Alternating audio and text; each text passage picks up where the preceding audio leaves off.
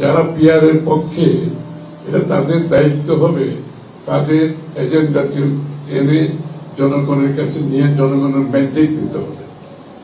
একটা কথা আমি যদি আমরা কিন্তু একটা কন্ট্রাডিকশন হয়ে যাচ্ছে বাংলাদেশের প্রয়োজন প্রেক্ষাপটে। একটা কমিশন হয়েছে ঐক্যবদ্ধ কমিশন।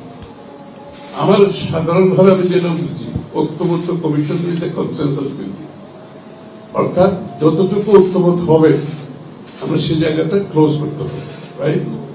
আর যেখানে ঐক্যমত হবে না সেটা ক্লোজ করার তো দরকার নাই, সেটা প্রত্যেকটি দল তারা জনগণের কাছে নিয়ে যাবে, ম্যান্ডেট নিতে হবে। তো ইভেন ঐক্যমত যেটা হয়েছে এটাও তো ম্যান্ডেট লাগবে।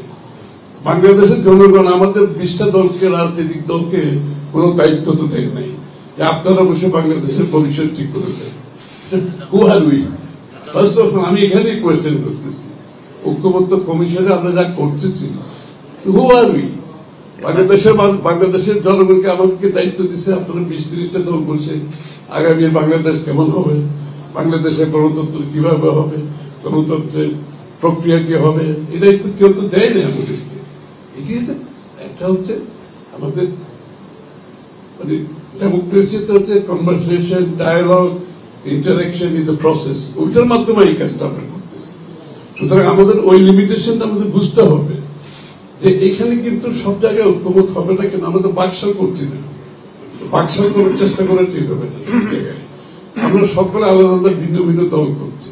সুতরাং ভেরি ঐক্যমত কমিশন যে সবকিছু ডিসাইড করে দিতে পারবে এটা বোঝার কোনো কারণ নেই। যতটুকু কনসেনসাস ঐক্যমত হবে ততটুকুতে ক্লোজ করে বাকিটা আমরা, সাইফুল ভাইও বলেছে, আমরা প্রত্যেকটি রাজনৈতিক দলের অধিকার আছে জনগণের কাছে ম্যান্ডেট নেওয়া, আগামী নির্বাচনে আমরা নিয়ে যাবো সেখান থেকে।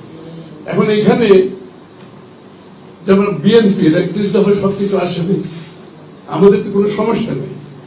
রুবেলের দলেরও সবকিছু এখানে আসে নাই, মান্না ভাইয়ের দলেরও আসে নাই, সাইফুল ভাইয়ের দলেরও আসে নাই, সমস্যা নেই, আসার কোনো কারণ নেই। কারণ প্রত্যেকের একটা নিজস্ব দর্শন, চিন্তা ভাবনা, আগামীর রূপরেখার চিন্তা আছে তো সবাই।